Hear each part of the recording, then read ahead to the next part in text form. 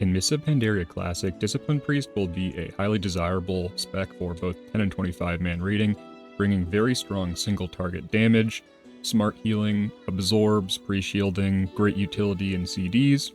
In 5-mans and challenge modes, the spec is similarly very strong, where that single target damage it brings is very valuable, as well as the cooldowns you bring for both the group and the tank. In PvP, however, this is the very first expansion in all the classic expansions where Holy Priest actually outshines Discipline in PvP. If you played Discipline Priest in original Myths of Pandaria or potentially on private servers, the post-nerf version we're getting in MoP Classic will tend a little bit more towards that Spirit Shell and defensive playstyle than spamming Atonement, a little bit more choices to be made global to global. So overall, while the healer is significantly nerfed, it's still very powerful and I think overall more fun to play in the version of Mists of Pandaria that we're going to be playing in Classic. With the new talent system that we get in Mists of Pandaria being choice rows, a lot of the stuff we previously would have gotten in the talent trees in Wrath or Cataclysm, we now just get for free baked into the toolkit. And there's some big changes in here that are well worth understanding. So first and most importantly, we have Atonement. This is totally different than the retail implementation. If you are coming from retail and you didn't play Cataclysm,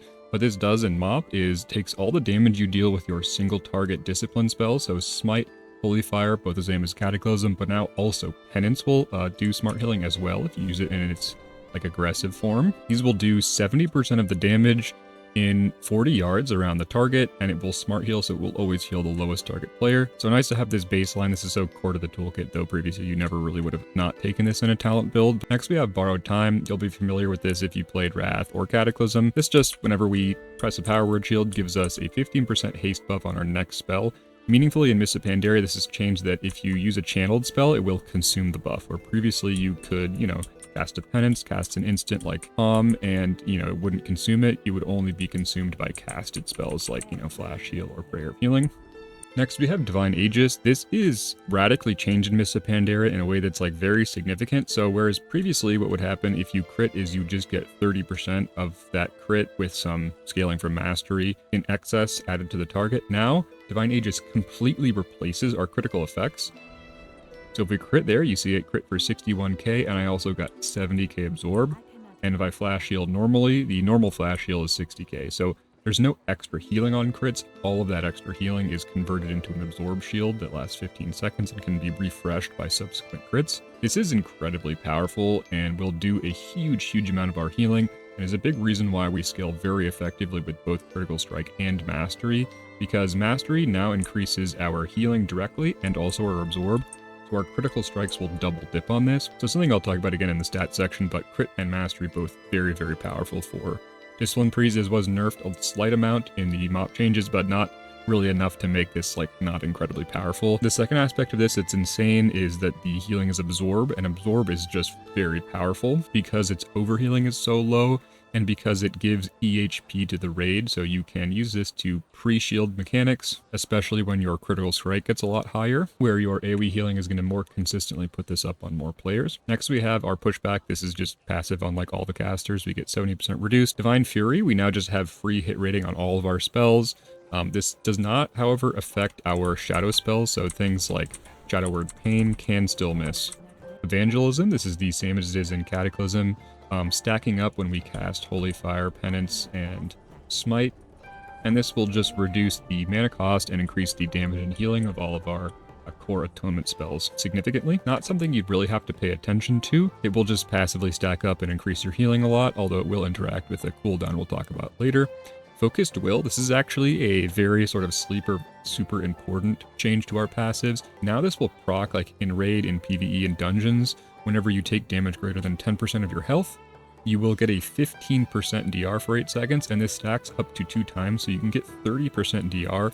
This is an incredible defensive layer and totally passive, so you don't have to press a defensive, you just get this. We're no longer super squishy, we're actually pretty tanky now. Next I want to talk about Grace. So Grace is very similar again to previous editions of the spec, however in MoP it's buffed, so instead of I believe it was 4% in Wrath and 8% in Cataclysm, now it's 10% per stack, so total of 30% increased healing.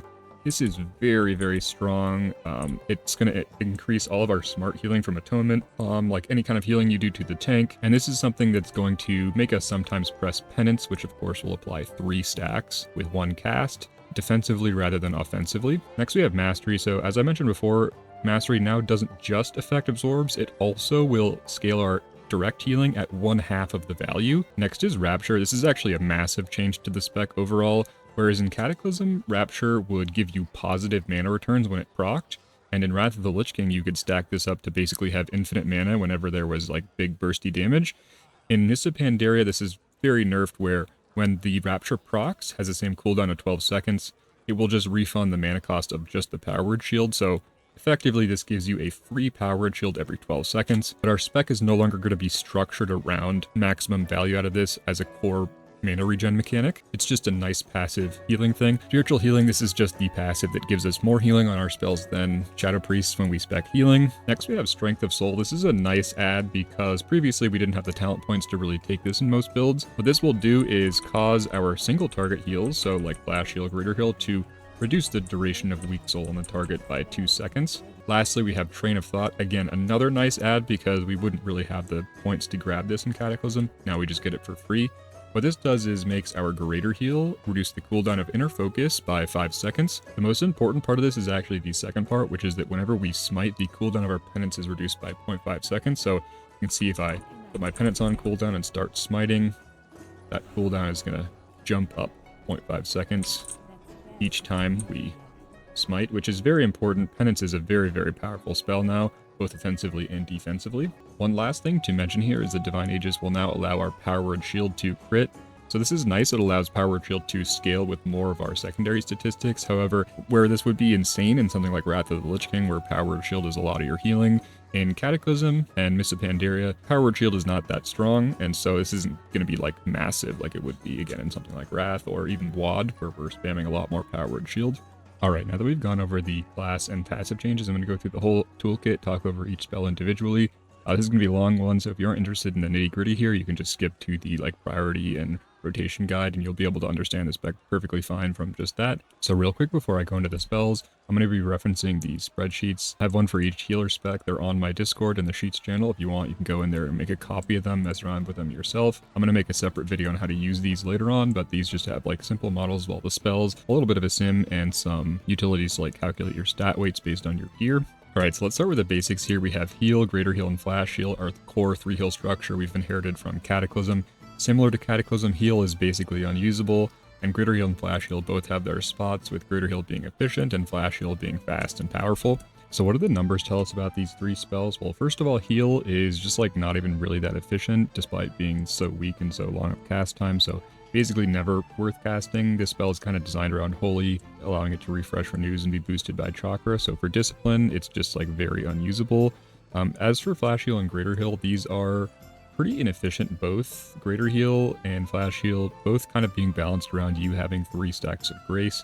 With 3 stacks of Grace, they're relatively comparable to other specs spot healing, with Flash Heal being around the sort of 8.6 HPM range with full Grace, and Greater Heal being the 13 range with full Grace, and without Grace being 6.6 and 10 HPM respectively. These spells just do not compete with other healers Holy Paladin, Resto Shaman. They're just going to do much more efficient spot and single target healing than us with these basic spells. So ideal play, we won't really be pressing too many of all 3 of these buttons, basically 0 heal. However, our big single target heals, Flash Heal and Greater Heal, do interact positively with Spirit Shell, which we'll talk about later, that give them some sort of niche and situational usability as tank heals. Next we have Binding Heal. This is very fast cast time, same as Flash Heal, 1.5 second base cast time. It's actually cheaper than Flash Heal in this version of the game, and also cheaper than Greater Heal at 16,000 mana cost. And similar to previous versions of the game, this will just heal both you and the target. It actually is quite mana efficient, especially if you have Grace on one of the targets, so if you're binding healing off the tank or something. It does, 12 HPM and has a very high healing per cast time.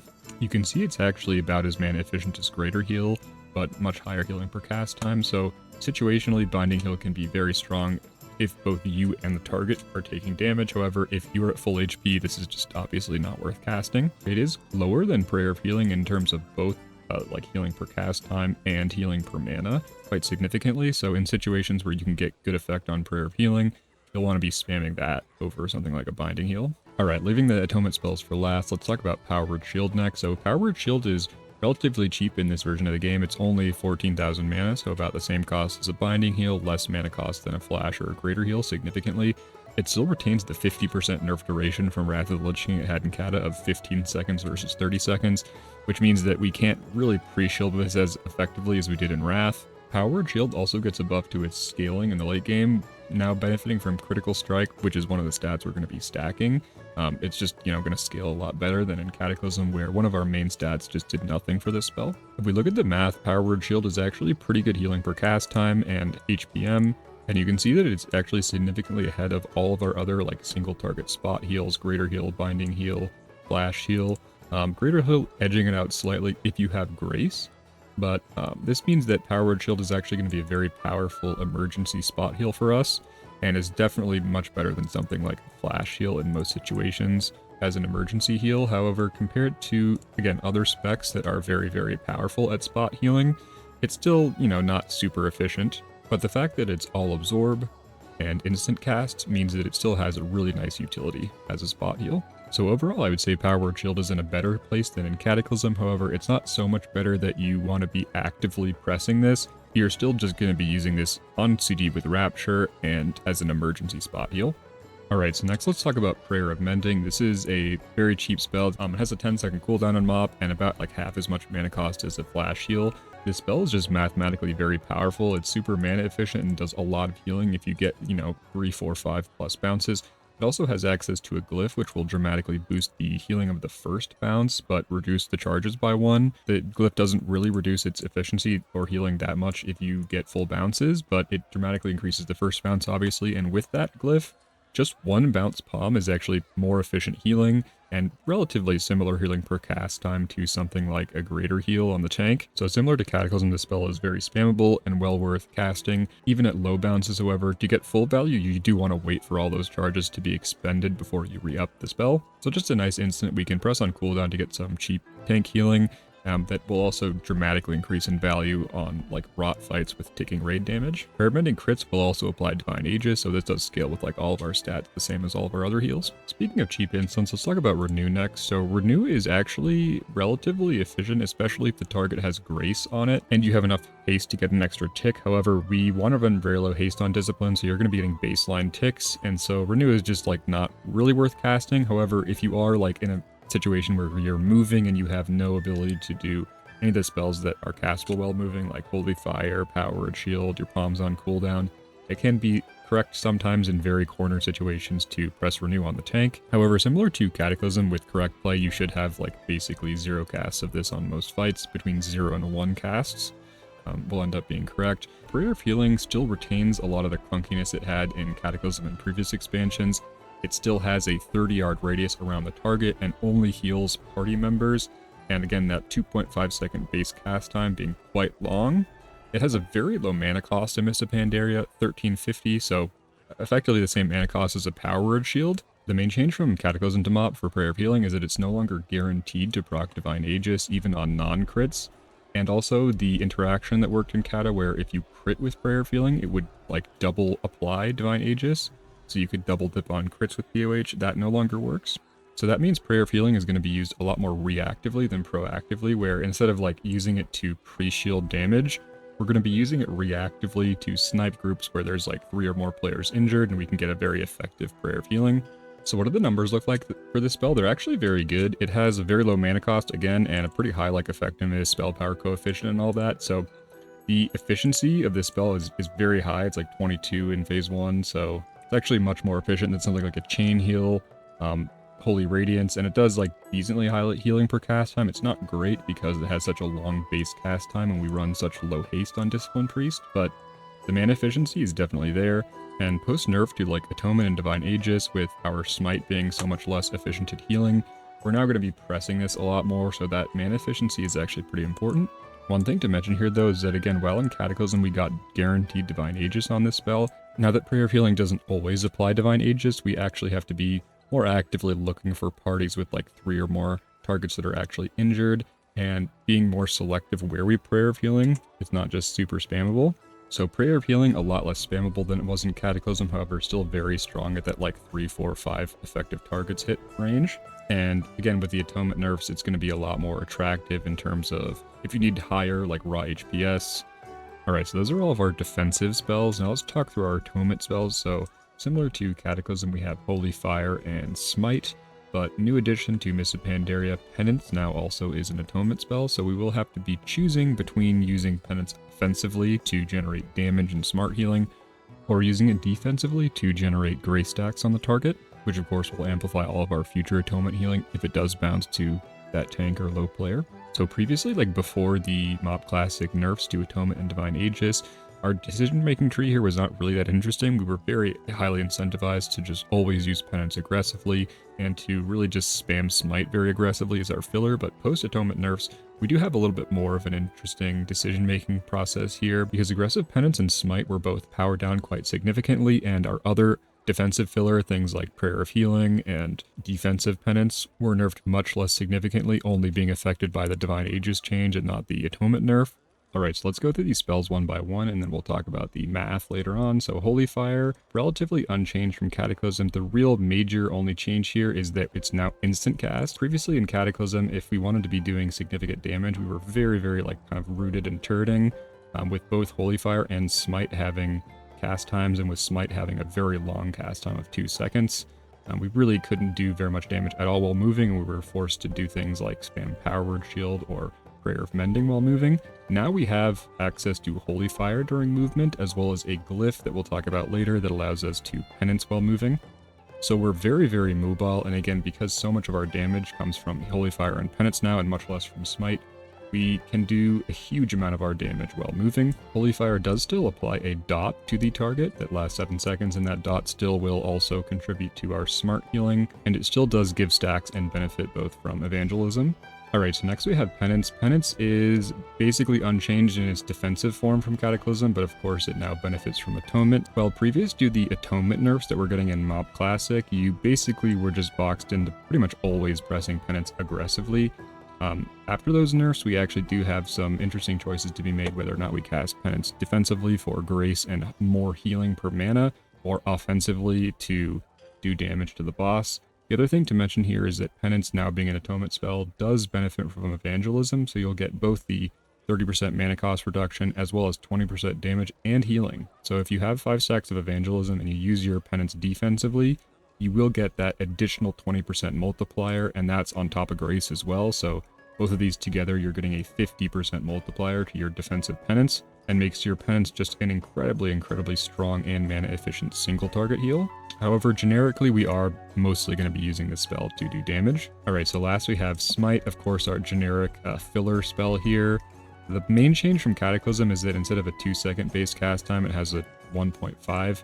This is actually really, really nice quality of life, and another big upgrade to our mobility, because of course a lower base cast time means you're going to have to cancel cast less for movement. Also, because haste is such a bad stat for Discipline and Mists of Pandaria, we're going to have much lower levels of haste overall, and so that base cast time reduction is going to be really, really nice just for like the feeling of the spec. Also, a minor thing here, something that's true across all healing spells, is that the more instances of healing they generate, overall, the less overhealing they're going to do for the most part, especially if they're smart heals. And also the smoother, like, expected value you're going to get from something like crit. And so with Smite having a lower base cast time, even if it does exactly the same amount of healing per mana, just the fact that there's more instances of healing in that same time frame means that it's going to overheal a little bit less on average, get a little bit more smooth value from crit on average.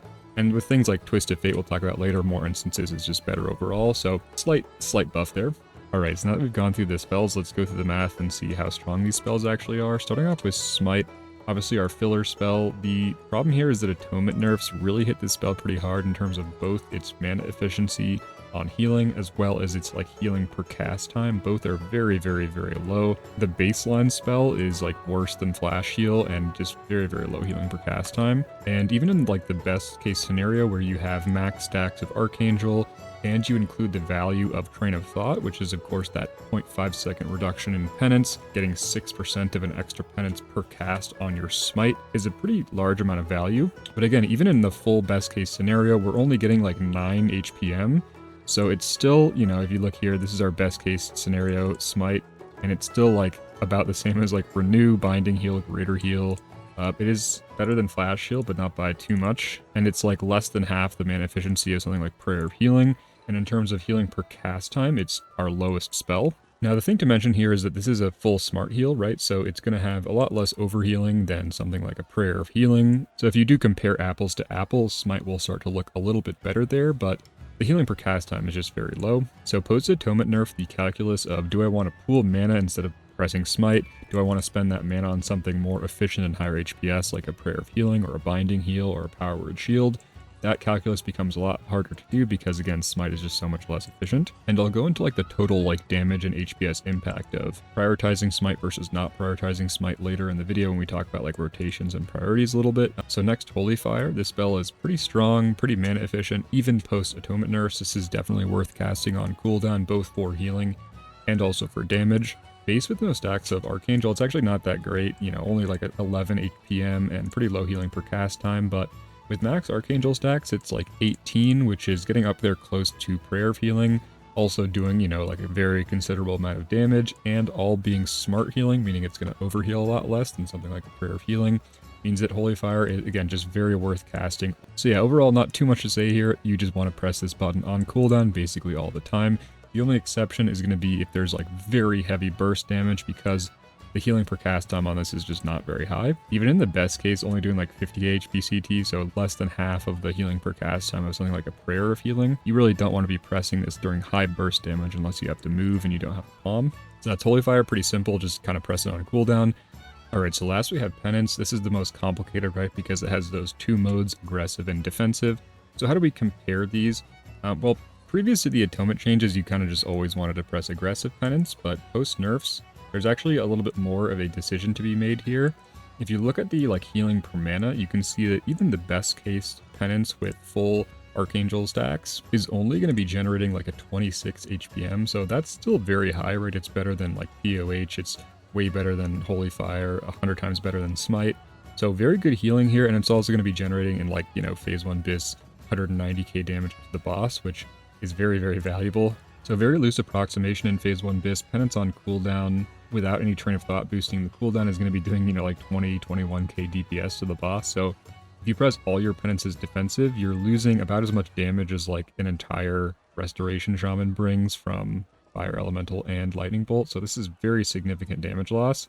So this makes aggressive Penance obviously very, very attractive, but if we look at the HPM and of course like the healing per cast time of Penance defensive, if we look at max like plus Grace, it's all the way up at like 43, and the healing per cast time is like 150k versus like 91k, so it's like 60-70% more healing per cast time, and also, you know, almost double the healing per mana. Plus the defensive Penance will also put 3 stacks of Grace on the target for the full duration of the Grace. Any kind of atonement you do, any direct single target healing, you know, usually you're going to be putting this on the tank. So it won't affect Power Word Shield, but all the other healing you do, if it does happen to splash to the tank, you're getting 30% extra value, so there's even more value that isn't captured in this number here. And so what this means is that though we're very heavily pressured to use Penance offensively for the immense amount of damage it does, there is like a very, very significant value to a defensive Penance. And in any fight where there's like very significant single target damage or your tanks are getting really, really heavily hit,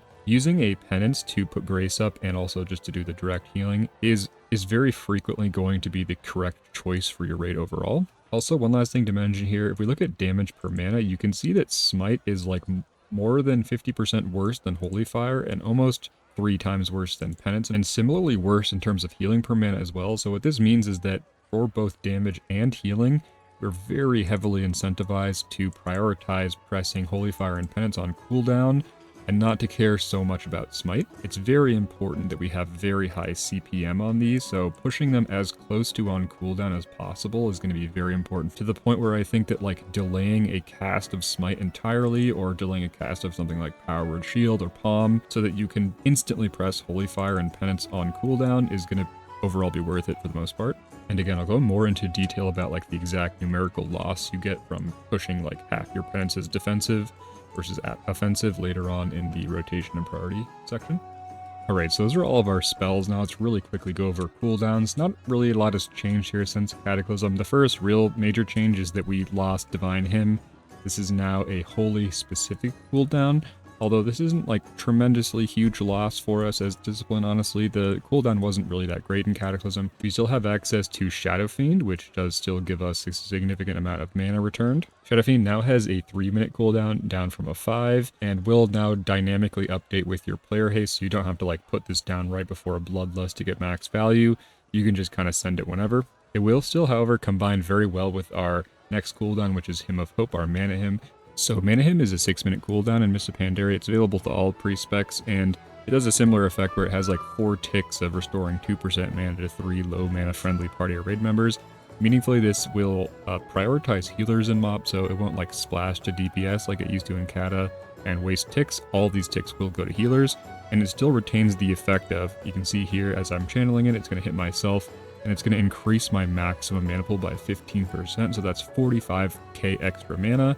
And this will last the whole duration of the hymn, plus like an extra 8 seconds. And if you use this with Fiend, of course, you'll be getting 15% more from each Shadow Fiend attack. So stacking these up is really important. Also, you can see here, it no longer gets extra ticks from haste. So previously, like in Cataclysm, you could actually send your Mana Hymn like during a haste proc and get extra ticks. That no longer works on either hymn. You also do get like a significant amount of value for every additional priest if you stack these, because the 15% mana pool increase will stack additively. So every single hymn, if you use them at the same time, you get 45k more mana.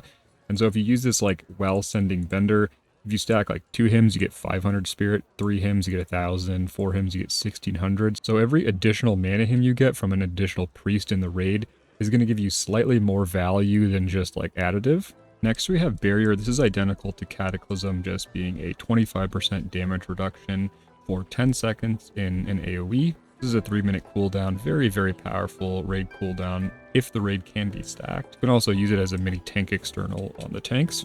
Speaking of tank externals, we still have Pain Suppression, which is, of course, a 3-minute cooldown that gives the tank 40% damage reduction for 8 seconds. It's also now baseline castable while stunned, however this doesn't really matter for PvE. We also have Life Grip, which is still a 1.5-minute CD, however, it is slightly changed in MoP to no longer require you to be facing the target, so just a little bit of quality of life there on Life Grip.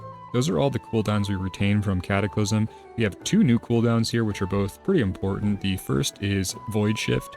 This is a 5-minute cooldown that will just swap your health percentage with the target. So this can be used in PvE to effectively lay on hands a target if you are at 100% HP, or if you're about to die, you can steal somebody else's health. And last but not least, we have Spirit Shell.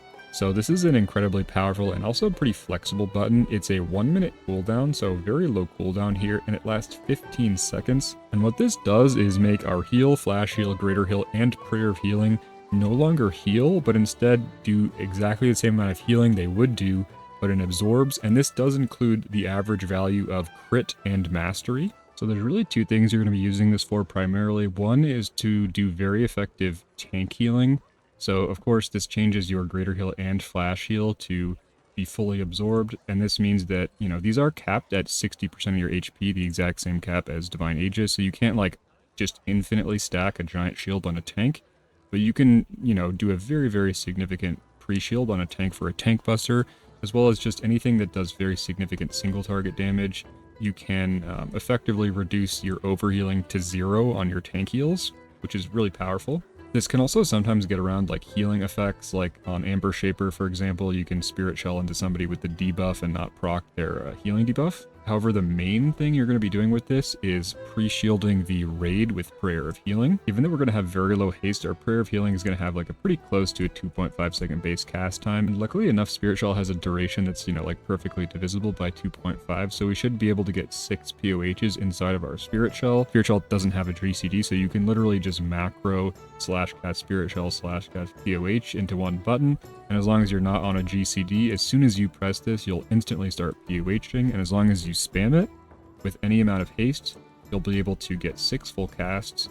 And so this means that in a 25-man, you can get a POH on every single group, plus an additional one on a particular group. And in 10-man, it means you can get 3 POHs on each group, which is actually incredibly, incredibly powerful. So this is actually a little bit weaker in 25-man from a single priest than it is in 10-man, but it's still incredibly powerful to be able to put this significant of a pre-shield on the raid on such a low cooldown, and having 1 or 2 Disc Priests in the group, again especially in 10-man, can just completely negate certain types of bursty mechanics, and the low cooldown will just give you a lot of CD coverage in both forms of content. So that's Spirit Shell. Again, not really a super complicated ability, but in terms of how you use it in the fight, very important. Again, to time it properly around damage bursts, and you should really just be asking yourself the question, what's more likely to wipe the raid?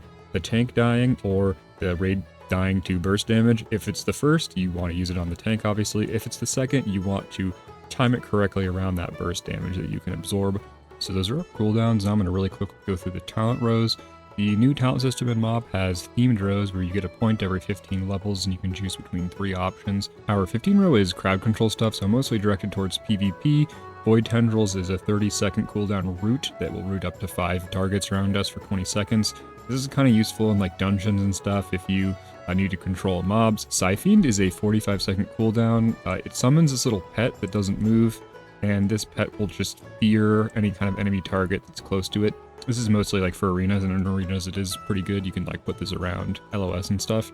Third option is Dominate Mind. This allows us to mind control up to level 93 for 30 seconds, obviously for PvP.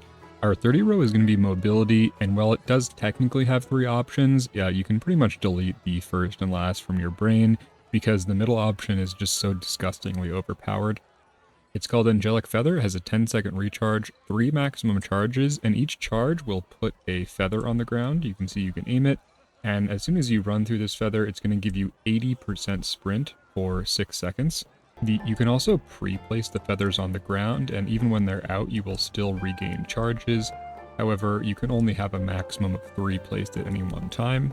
Just this spell alone makes us the most mobile healer, so I had 100% default to Angelic Feather.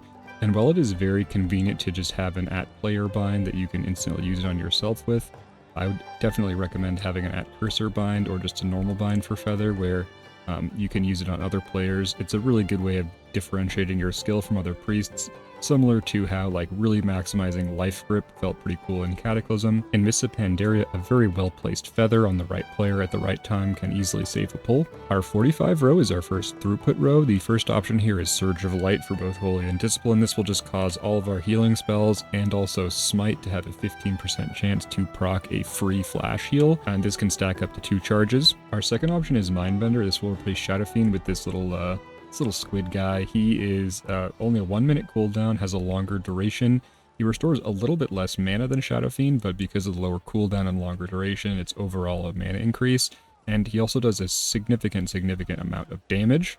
Our third option here is Solace and Insanity. For Discipline Priest, this will replace our Holy Fire with Power Word Solace.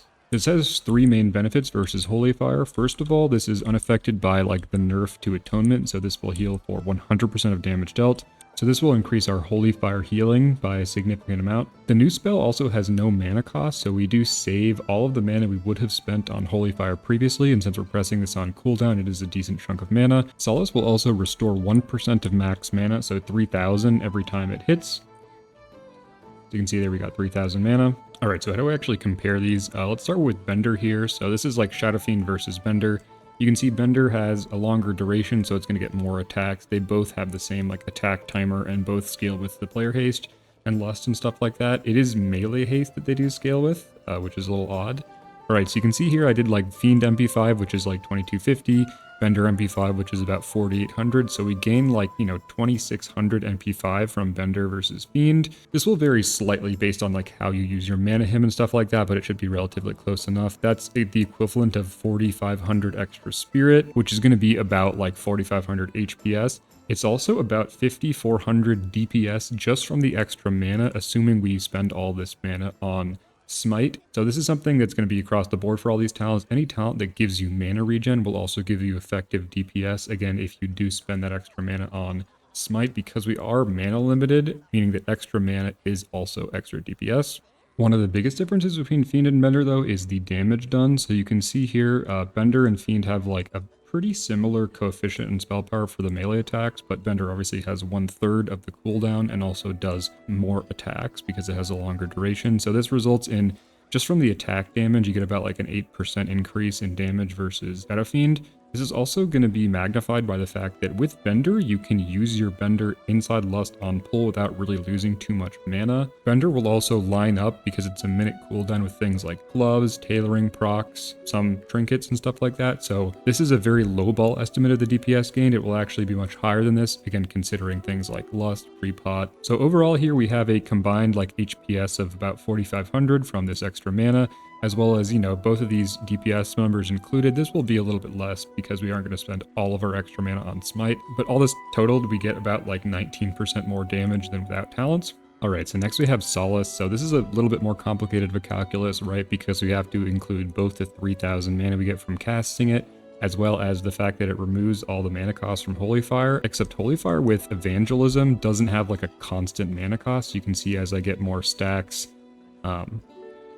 the mana cost of my Holy Fire is going to go down, and if I use these all with Evangelism, it's going to go back up again. So we have to have some way of just estimating this. I just estimated it as 4,100. This is going to be with a large percentage of them casted at max stacks, with some small amount casted lower. So obviously this isn't like perfectly accurate. It will vary with how much you cast, like Smite and stuff like that, but I think overall it's like close enough. So if we assume perfect CPM of like 1 every 10 seconds, the cost reduction is going to give us about 2,000 MP5, and the mana returns like 3,000 every 10, right? So it's 1,500 every 5.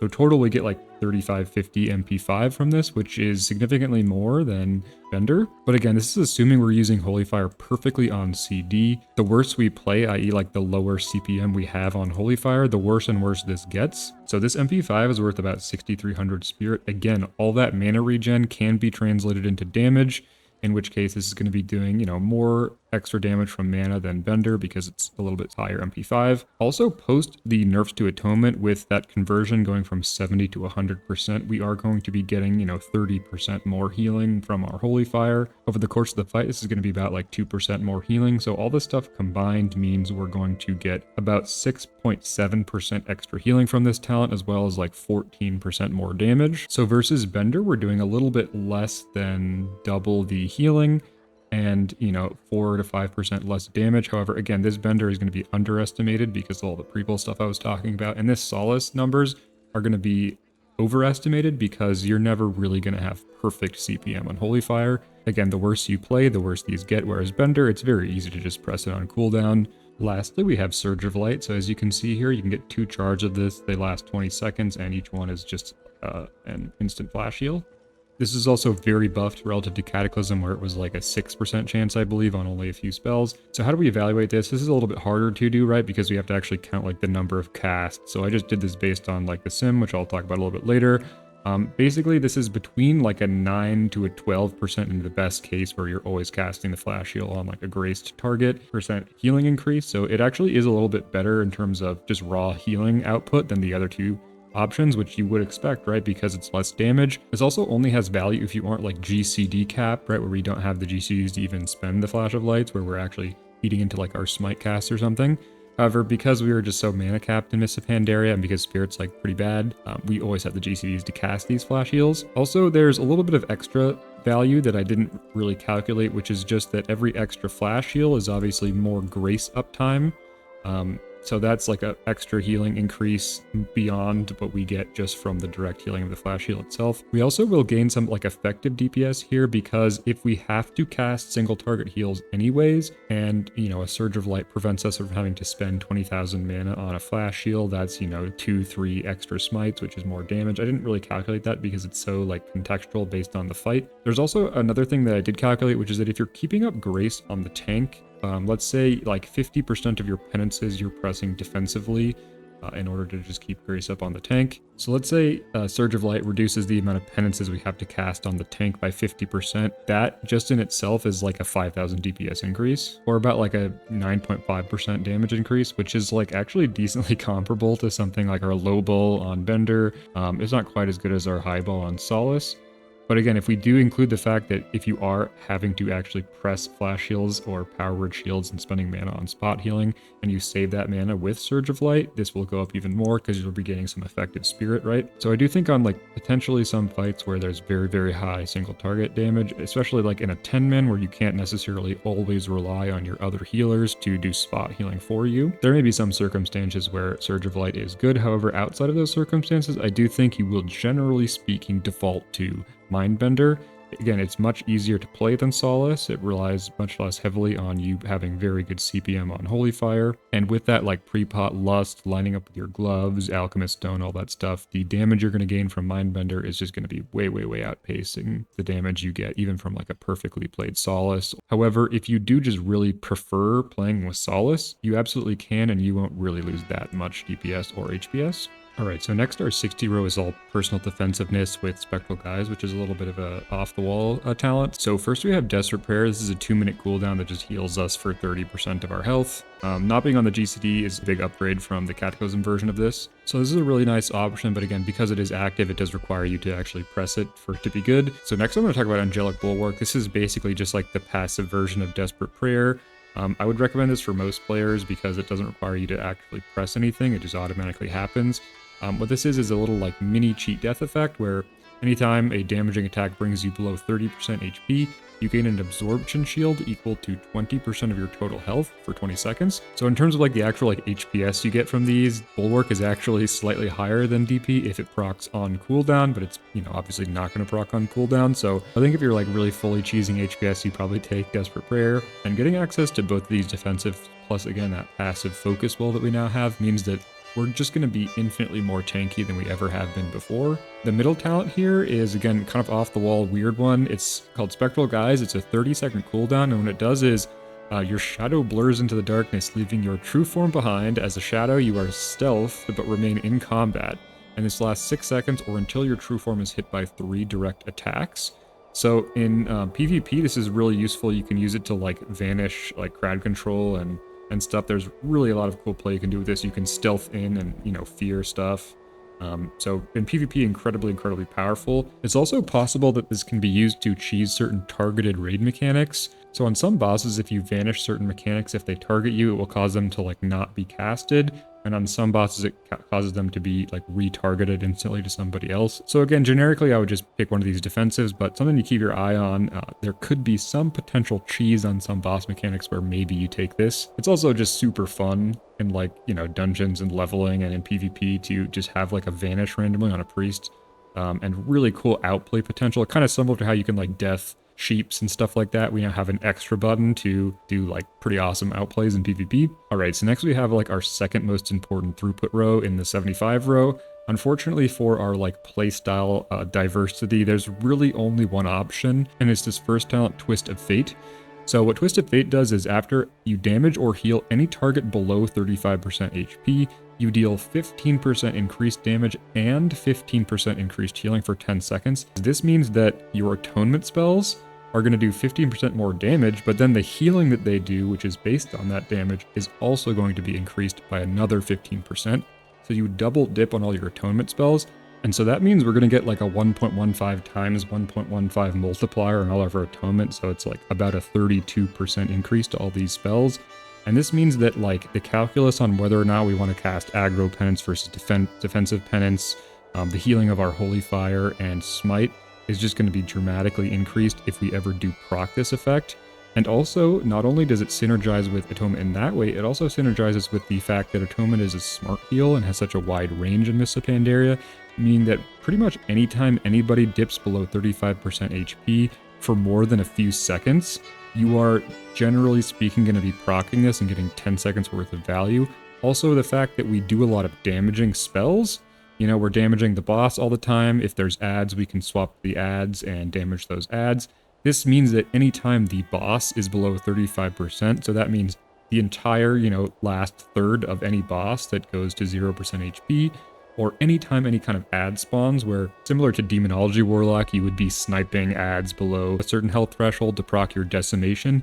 Now as a priest, we can be sniping those ads below 35% to get extra healing and damage value out of our twist. So this is both incredibly powerful overall for our damage and healing, and also adds an entirely new element to our playstyle, encouraging us to look for opportunities to snipe activations on this on both enemies and friendlies. And in my sims, I compared different like priorities and casting patterns and talent choices with PI and Twist, and even assuming that Twist never procced outside of Execute, i.e. like it only was active for the last 35% of the boss's HP, and you never got a proc off a player or an ad, it's still significantly stronger than the other two options, which are Power Infusion and Divine Insight. So let's talk about Power Infusion next. This is now a personal. You can no longer press this on another player, which is one of the best changes to the entire spec in my opinion. This is now a 2-minute cooldown to get a personal. It will still increase our haste by 20% and reduce our mana costs by 20%. However, it now also has the effect of increasing our damage by 5%, which will of course scale up all of our atonement healing as well as our damage. So because haste is such a bad stat for us and we really don't have any breakpoints, the haste is not super valuable. Really what it does is increase our burst HPS as well as allow us to cast more spells inside the mana reduction window, giving it a little bit of extra value. With a 20-second duration on a 2-minute cooldown, we only have about 17% uptime, which means our overall mana cost reduction is only about like 3.3%, and our overall damage multiplier, like average uptime, is going to be less than 1%. The fact that it's an on-use does give it a little bit of extra value because it does stacked with like trinkets and gloves and procs and all that stuff.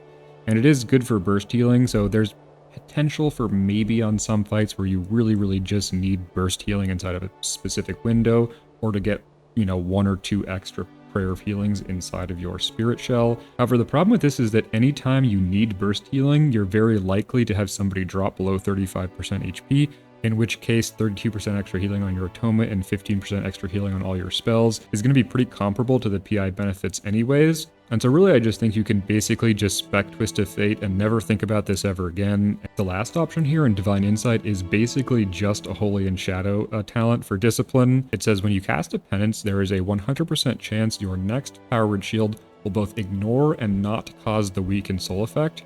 So if I put a Power Word Shield on myself and Penance with this talent, you can see I get this proc, and that means I can press another Power Word Shield on myself, and it will ignore Weak Soul and still put the Power Word Shield up. So really this is like kind of a PvP talent, I guess. It doesn't like reduce the mana cost of the Power Word Shield, and so that means it has effectively a 0 overall HPS increase. Our last row is by far the most important in terms of our healing output, and gives us access to 3 very powerful combination raid healing and damage buttons. And the sort of Venn diagram of usability here covers basically every single situation in raid, with Cascade being great if the raid is very spread out, Divine Star being incredibly powerful if the raid is pixel stacked, especially in 25-man, and Halo being just generically powerful if the raid is in a loose spread within 30 yards. With both Divine Star and Halo doing like non-negligible damage.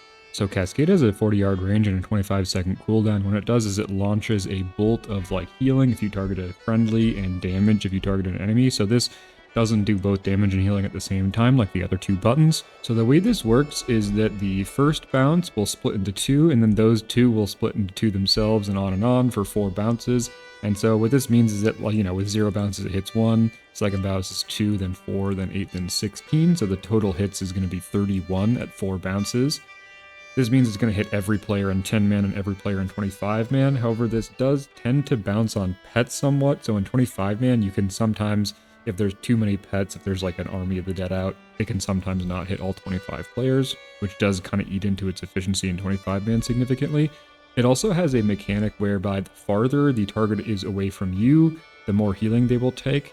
Generally speaking, if the raid is relatively spread, which is really the situation where you're going to be using Cascade anyways, you'll always get like the maximum value.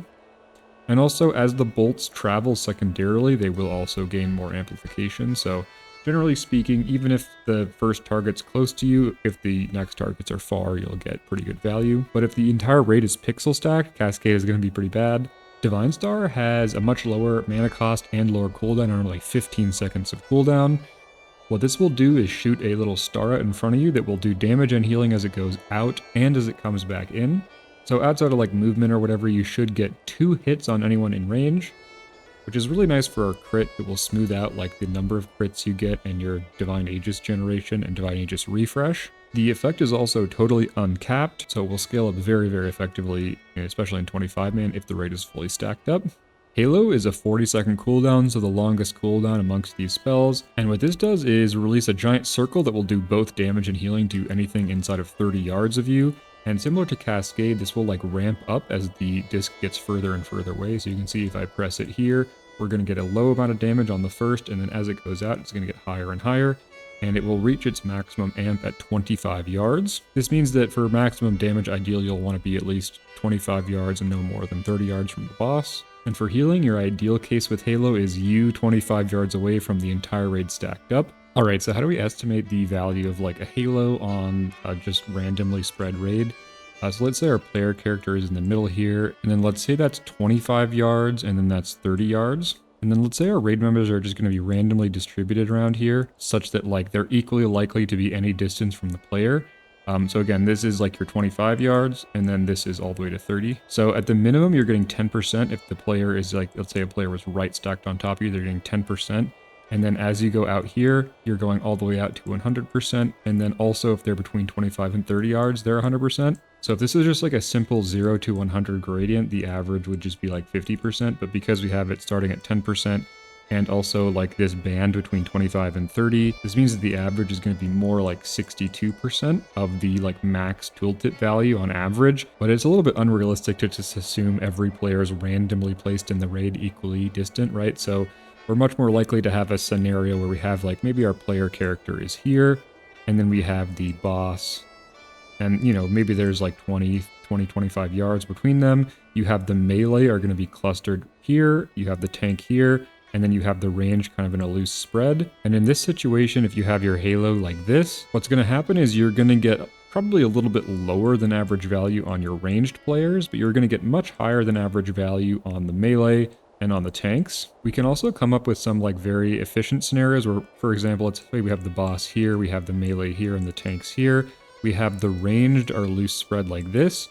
What you can do is have your priest player over here, such that when you do Halo, you're actually like very far from both ranged and the melee and the tanks and the boss. So it's pretty important to think about your positioning with Halo, because you can get a lot of extra value, like, you know, 30, 40, 50% more value on your Halo on average, if you do just sort of like think about where you want to be and try to maximize your distance from both ranged and melee and the tanks. Alright, so those are our three options, D-Star, Halo, and Cascade. Now I'm going to look at a table here. This is a table of the estimated HPS gained from each ability on cooldown versus the amount of players it hit. So 10 and below, this is our 10-man estimation, and 25 and below, this is our 25-man. So for 10-man, we can see that Halo on 10 targets and Cascade on 10 targets are about equivalent, with Halo best case scenario being much stronger than Cascade. This is true as well for 25-man, where if you can get more than average value out of your Halo, it's going to be much better than Cascade, but if you can't get very good value out of your Halo with range, you want to be Cascade. And D-Star is going to be very competitive with average Halo and Cascade at higher than 6 average targets in 10-man. So if the 10-man raid is stacked where you can get 7 or more targets on your D-Star, it starts to be very, very good and competitive with Halo in the best case, where you can stand, you know, 25 yards away from the whole raid. In 25-man, the ratios are very, very similar, where Halo on its average case and Cascade are going to be very, very comparable. Although in 25-man, Cascade is harmed a little bit again by the fact that it's going to splash onto pets, with Halo in its best case being dramatically better than Cascade, and Divine Star outcompeting Halo and Cascade at around 16 to 17 targets hit, and being dramatically better than all the other options except Halo in the best case at 25 targets hit. So the general rule of thumb here is if you can hit more than half the raid with your Divine Star, or if the raid is going to be heavily stacked in periods of high rot damage, Divine Star is very, very powerful. If the raid is so spread out that you can't consistently get good hits with your Halo or Divine Star, you want to play Cascade. And for everything in between, you're going to be playing Halo and trying to optimize your positioning so you can get better than average value on your Halo hits. The other big thing to take into account here is the cooldowns of these spells, as sometimes the tiebreaker is not going to be the amount of targets you can hit, but rather whether or not the cooldowns line up with damage instances in the fight. So for example, on Garrulon, the crushes, I believe they're a little bit too close together to line up properly with Halo, but if you take something like Cascade or Divine Star, you can potentially delay your Divine Star or Cascade slightly to line it up with every single crush. Another important factor to keep in mind is that all three of these buttons have travel time. So you can see Halo, when I cast it, it takes a while to reach its maximum distance. Divine Star has a slightly faster travel time, and Cascade having a longer, more like Halo-esque travel time. This means that, again, for something like Crush on Garrulon, before the stun is about to go out, right before, you can press Divine Star, Cascade, or Halo, and as long as you're far enough away from the targets you want to hit, the travel time delay will allow you to preload some healing for that effect. This is especially potent if you can be max range from the raid with a Halo. So let's imagine the raid stack is on this target dummy. There's damage coming out in 2 seconds. I wait until the damage is 1 second from happening. I press my Halo. I start a Prayer of Healing. The damage happens. Now both my Halo and Prayer of Healing are going to hit at the same time and instantly do a massive AoE heal on the whole raid. This is not super important, but for very, very bursty mechanics, it can be something to keep in mind.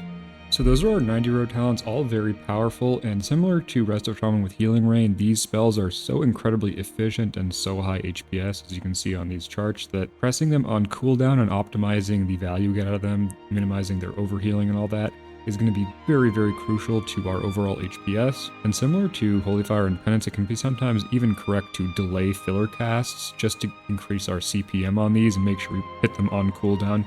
Exactly on cooldown, especially on fights with more rot healing. However, because Divine Aegis reduces our overhealing to such a large extent, pushing these on cooldown even when they're going to mostly overheal is usually still correct, unless you're delaying them only for a few seconds to line up with a damage instance. The massive power of these short cooldowns relative to our filler as well contributes to the very low value of Spirit and high value of stats like Critical Strike, Mastery, and Intellect. Alright, so those are our talents. Now I'm going to go through a very quick priority list / rotation. So first of all here for buffs, we want to maintain Inner Fire. Obviously this shouldn't ever drop. It has no duration or anything, but useful to have a weak aura to tell you if it's not up in case you forget. Pre-pull, we actually do have some stuff we should be doing. First thing is we obviously want to pre-pot Intellect. This is just a huge amount of DPS value with our Bender and our just Opener and Lust. We also should ask a friendly Warlock to life tap below 35% so that on pull, our first Holy Fire, Smite, and Penance will Smart Heal them and proc Twist of Fate on us. This is huge, right? 15% more damage in your full opener for 10 seconds is going to be really, really nice. We should also pre-shield with Divine Aegis and Power Word Shield if applicable. So we can either, pre-Spirit Shell if there's like a big burst of damage in the first 15 seconds. Usually there's not, though. So what we can do is just, Penance and stack some Divine Aegis on the tank, potentially. Put some pre-powered shields on the tank, just a tiny little bit of free value there. Last of all, we want to Bender on pull. If we don't have Bender and we're playing Shadow Fiend, you want to delay it slightly so that, we can get some of our mana missing with some smites inside of Lust before we send our Fiend so we don't overcap on mana. Alright, so that's pre-pull. Now, our first priority is going to be to use our cooldowns. So Spirit Shell, when in doubt, don't send this on cooldown unless the fight is like pure rot damage, in which case you can kind of just send this on cooldown to make your Prayer of Healing have 0 overhealing. It's most impactful when it's negating burst damage or tank busters. Barrier, ideally, obviously, we use this on the raid stack, but don't let it sit on cooldown. If the raid isn't stacked, you can always send it on the tanks or on the melee. Life Swap, this is a very important one not to forget. A lot of priests forget this, and it is a new ability, so just keep it in your mind that you can basically lay on hands anyone every 5 minutes. Lastly, Mana Him. Use this with your first Bender or Fiend that won't have you overcapping mana. Also try to pay attention to the other healer's mana and use this when they aren't overcapping as well. Also, the mana pool increase can be paired with like Plea and Innervate to boost those effects, so call out when you're mana hemming. So those are our cooldowns. Now we're into the filler stuff. So the first thing we want to do is press our 90 row as close to on cooldown as we can while remaining fully effective. Again, just our most impactful spells by a huge mile. The second thing we want to do is keep Penance on cooldown. Both aggressive and defensive Penance are very, very high priority. And again, even sometimes delaying filler casts. For example, if we're smiting and the next Penance is less than 1.5 second cooldown, we want to stop, delay, and then press Penance on cooldown. The same thing goes for Holy Fire, which is going to be our next priority. Next, Archangel. So Archangel is similar to Cataclysm, where it's going to consume all your Evangelism stacks to give you 5% healing buff per stack. This is more healing than in Cataclysm, but it also no longer restores mana on cast. So that means that we're less punished for holding this Generally, you want to use it on cooldown, but again, because it no longer restores mana, you're more likely to want to delay this a little bit to line up with like a big burst of damage. Our next priority is going to be Inner Focus. We're either going to be using this on CD with something like a Prayer of Healing just to generate some guaranteed Divine Aegis and a nice crit and some mana reduction, or for burstier fights, we can save it for our Spirit Shell windows. Our next priority is Rapture. So Rapture, again, no longer restores positive mana, it just refunds the cost of the Power Word Shield, so it's a lot less important to keep this on cooldown than in Cataclysm or Wrath of the Lich King, but it is still just completely free single target healing. Generally speaking, if you just cast this on cooldown on the tank, you'll get close to maximum value. Our next priority is going to be Prayer of Mending. This is very strong at 2 to 3 plus bounces. Try to let it expend its charges before you recast. Tracking this on your weak auras and on your raid frames is going to give you some extra value by, again, allowing you to only recast it if it's stuck or if it's expended all of its charges. For spot healing, we have Power Word Shield and Binding Heal about equivalent. Binding Heal obviously only really good if both you and the target have taken damage. Problem with the Glyph that boosts its first bounce is actually very effective. Spot healing, it's instant cast, it has some travel time, but it will do a nice chunk of healing very mana efficiently. Flash Heal is our next best spot heal. It's significantly worse compared to Greater Heal, but Greater Heal just has such a slow cast time, and we're so likely to get sniped on it by other healers that have better and more quick spot healing that I feel like Flash Heal is just generically better for any emergency where the target has weak soul and you don't have like a Palm, or Palm isn't going to be fast enough. And then of course all these things are infinitely better than Heal, which we should never cast. For filler, we have two real options here, being Smite and Prayer of Healing. Smite is going to be a damage focus filler that's very low HPM and HPCT. It's Smart Heals, which is a nice upside, and it also is more likely to proc Twist, again because it does Smart Heal, whereas POH is going to be an HPS-focused filler with much higher HPM and HPCT than Smite. Optimal filler for most fights will include non-zero casts of both POH and Smite, and generally speaking, similar to Cataclysm, we're going to be smiting enough that we don't but optimize our damage, and then using our Archangel to boost POH for high bursts of damage.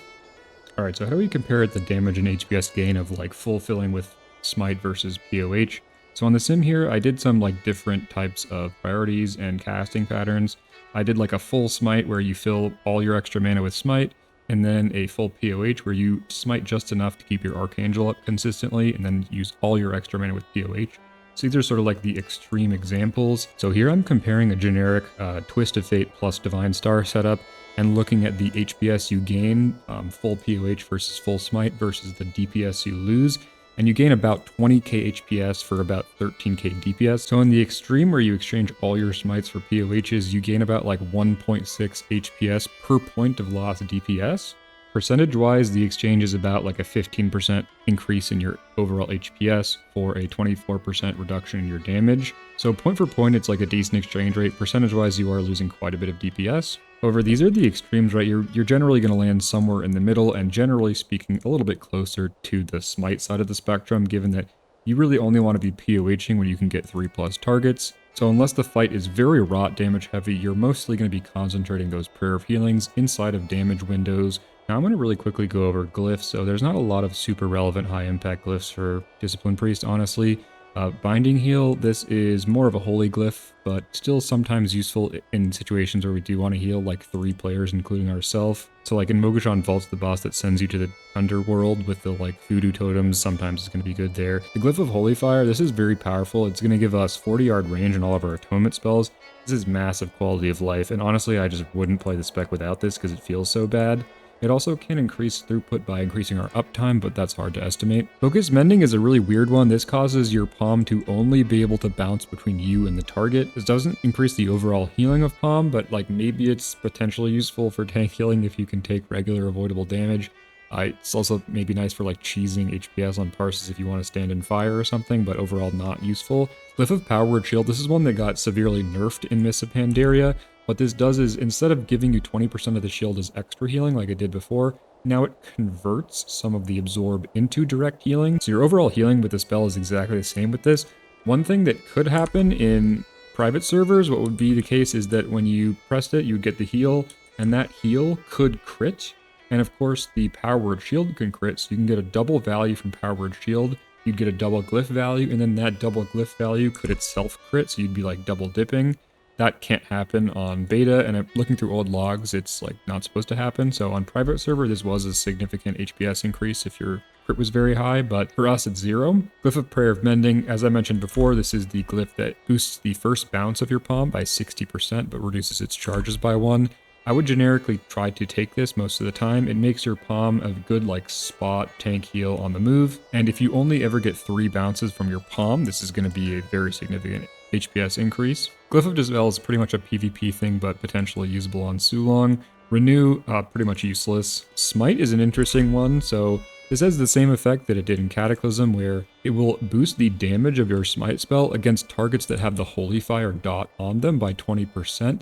However, this is significantly nerfed in this version of the game where that extra damage does not translate into atonement healing, so this is just a pure damage increase. If you use a balanced HPS rotation, this is going to be like about a 4% DPS increase, so pretty strong. Next we have Glyph of Penance. This will increase the mana cost of Penance by 20%, so that's pretty significant, but will allow us to cast Penance while moving. So you can see you can cast Penance while moving. This is incredible quality of life. It's also a, uptime increase if you have to move a huge amount. The problem with this is that it is like a significant DPS and HPS loss. It's about 2.5% DPS if you use the extra mana on Smite, and HPS it's like 1.3% loss. So ideally you don't want to take this. It's kind of like the Lightning Bolt glyph in Cataclysm, where if you were a shaman on the fights where you needed the movement on Lightning Bolt, you'd take the glyph, but otherwise you take the 4% increased damage. If you want to just like vibe and relax and play the game without having to worry about optimizing your uptime too much, you can always take this glyph and it's just fine.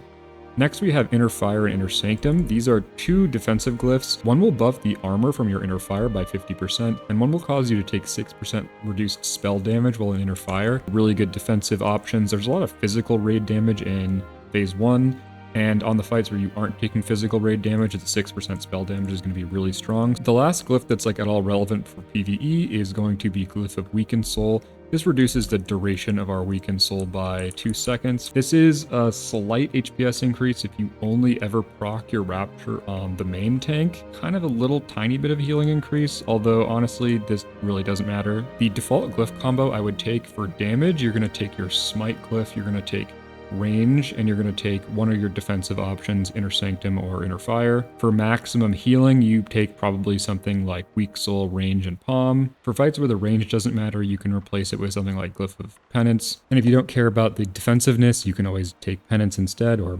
potentially Weak Soul, something else. Although the overall impact from these glyphs is just very, very small, so you really can't go too wrong. Alright, so I'm going to talk about stats and stat weights. So this sheet is based on like a loose Phase 1 BIS setup. If you want to calculate your stat weight specifically, you can either do it manually or you can put your stats in here and it'll show you, although these should be relatively close for most of the expansion. The only thing is that as we get more and more gear, Intellect will become a little bit less valuable. Intellect is both our best stat for HPS, and also it's a very strong stat for DPS. However, Spirit is actually a little bit stronger point for point for DPS, but Spirit is a very, very weak stat for HPS, and you can only actualize this DPS value if you spend all the extra mana on Smite. If you're wondering about how Spirit works, I did make a whole video on that, so I'm not going to go through it all here. Haste is effectively useless for us for both DPS and HPS because we're mana limited and we don't have any useful breakpoints. There are some breakpoints for Fiend and Bender extra attacks, but they're so infinitesimally small it doesn't really matter. Also, the Holy Fire dot has some breakpoints, but again, it's so tiny that it doesn't really matter. Also, even if we make ourselves completely mana unlimited, let's say we give ourselves like a trillion spirit, and then we recalculate our stat weights, even if our mana is completely unlimited, haste is still a very poor HPS stat, and still about the same as Intellect in terms of DPS. When it comes to crit versus mastery, mastery you can see is actually significantly better than crit for HPS. The reason I would recommend stacking crit versus mastery is that while crit again is lower HPS, it also has some effect on DPS, whereas mastery has 0 effect on DPS. And crit will also have like a qualitative benefit by increasing your likelihood of generating Divine Aegis, as well as increasing your likelihood to refresh pre-existing Divine Aegises, especially with stuff like Divine Star, anything that's AoE that's hitting a bunch of players in the raid. Although if you are just 100% optimizing for HPS and you don't care about your damage, mastery will outcompete crit. It's very important for us to have as close to 0 haste on our gear as possible, honestly, and so Spirit's going to be our third stat. Spirit is actually very good for DPS compared to all of our other secondaries, but the sacrifice we make in terms of HPS is just quite significant, so While Spirit isn't bad by any means, we definitely want to minimize the amount we have on our gear. However, it's infinitely more valuable than Haste. When it comes to our set bonuses are actually very, very weak, especially post-nerf, where we get the 1 second CD reduction instead of a 3. Our 2 set is just mana cost on Flash Heal, so it's kind of worthless. And our 4 set used to be like a 6% HPS and 17% DPS increase. Now it's 1.4 and about 5. So 5% damage is like okay, right? But we really don't care too much about our tier anymore. We really just want to minimize our haste on our gear as much as possible. So you're fine with off pieces. For gems, for our meta, we want crit all the time. It's 3 times more healing than mana and equivalent DPS. For red and yellow sockets, we want int and int crit. Generally speaking, socket bonuses that are like crit, mastery, or intellect are probably going to be worth it. For blue sockets, generally the socket bonuses won't be worth it, but if it is, you want like int spirit. For professions, any 2 main stat professions will be just fine. Engineering is going to be BIS just because of nitro boots, although the fact that we have feather makes nitro boots a lot less important. The alchemy stone is very strong pre-BIS for us with a big mastery plus a huge int proc that lines up pretty well with our bender. Leatherworking for drums of speed is obviously nice, and super late game blacksmithing will allow us to get like crit gems or mastery gems instead of intellect gems, but the benefit there is going to be infinitesimally small. The other thing to mention is tailoring here. So tailoring, the ICD is like close to a minute, so it should line up relatively well with our bender. And I did the math here where like NG gloves lining up perfectly with bender. This is going to give us like 300 extra DPS on our bender on average. And tailoring cloak, again, if it lines up perfectly with your bender, which you might have to delay a little bit to get it to work, will be like 500 extra DPS on bender. So a nice little boost there. So if you really do care about just purely DPS, you probably want to go tailoring engineering. Late game, however, early game, I would just prioritize alchemy. You'll also get some nice gold from alchemy with the transmutes. For racials, we have access to Pandarin Priest now, so both Alliance and Horde can go Pandarin. The double food buff is going to give you 300 intellect, which is really, really strong early on. It's also very strong for damage. The only other real option for Alliance is going to be Worgen, which is 1% crit or 600 crit rating. Very late game, this will probably do more healing than the intellect from Panda, but I think even then it's going to be doing a little bit less damage, so they're basically equivalent, Worgen versus Panda. Human, the 3% spirit's just very bad. Gnome, the extra mana is actually decent, but it's just worse than Panda and Worgen. Dwarf and Nelf have like 0 benefit, and Draenei will do a slight amount of HPS increase if you use your stupid hot. For Horde, we have a lot of options. Obviously, Panda still available to us, very powerful. We have Undead. The Undead like damage proc thing is actually not terrible, so if you want to go Undead for PvP. Troll, we get the 20% haste. Obviously, this does nothing for our healing really. It can line up with like Spirit Shell. If you sync it with Bender, it will give you a little bit of mana, and obviously using it inside of our procs and cooldowns will give us some extra damage, but in terms of HPS, this is like very, very minimal impact. For the few bosses that are beasts, this is going to be incredible because of 5% extra damage to beasts. Tauren, obviously just a troll race, but with Bulwark, we actually do get like 22 HPS from the extra HP. Blood Elf is going to give us like 440 spirit, which is going to be, 460 HPS and 460 DPS. Goblin, the haste basically worthless, but the rocket jump is nice. So generically, I would go Panda, and for Alliance, Panda or Worgen. However, if you do plan to flex DPS at all, you can just go Troll on Horde and not really lose too much. To very quickly go over consumes, we just always want Intellect Flask. Some of the written guides from private servers recommend you using like Spirit Food and Spirit Flask early. That's just like completely wrong. On a 5-minute fight, an Intellect Pod's going to give us 222 average Intellect, which is 1000 HPS and 450 DPS. A Conch Pot's going to give us 625 MP5, 1100 HPS, and 1375 DPS. So the healing you get is actually the same, but the mana is going to give you more DPS, again, if you use that mana to smite with. So while overall the difference is not huge, I think if you do have the downtime to sit a concentration pot, it's worth doing. Now to close off the video, I want to mention a few very quick UI and macro tips. First of all, for your raid frames, a few things you want to track are going to be weak soul, especially for the tank, your Prayer of Mending, and your Spirit Shell buff, and potentially even your Divine Aegis. Having a weak aura to track Rapture is a lot less important, although still useful. Make sure you have a weak aura that has your mana bar and all of your major cooldowns centrally located on your screen. When it comes to macros, one thing I really like is a mouse over life grip, so that if you see someone in danger, you don't have to click on them and life grip or life grip off your raid frames. You can just spam it while hovering over them. At cursor and at player for barrier are quite nice. For our atonement spells, target harm macros that will cast your Holy Fire, Penance, and Smite on an enemy target, regardless of who you're targeting, can be very, very useful. However, for penance that we primarily want to be using to do damage, but also sometimes want to use defensively, having a second bind or a modifier to use defensive penance and the default being offensive can also be quite a useful macro to have. If you don't want to micromanage your inner focus, it's safe to simply macro it into your prayer of healing. And the general rule of thumb for all healers still applies that you should be using click casting and mouse overs whenever possible. So that's the guide. Thanks for sitting through all that yapping. If you enjoyed the video, leave a like, comment, subscribe. I'll be coming out with guides for every single healer spec in the weeks between now and launch. If you have any questions, you can ask them in the comments, or you can join my Discord channel where we do like log reviews and talk about all the specs. Also, again, all the sheets for all my guys are available in my Discord. So that's that. Thanks for watching. See ya. Swobu, Zug Zug.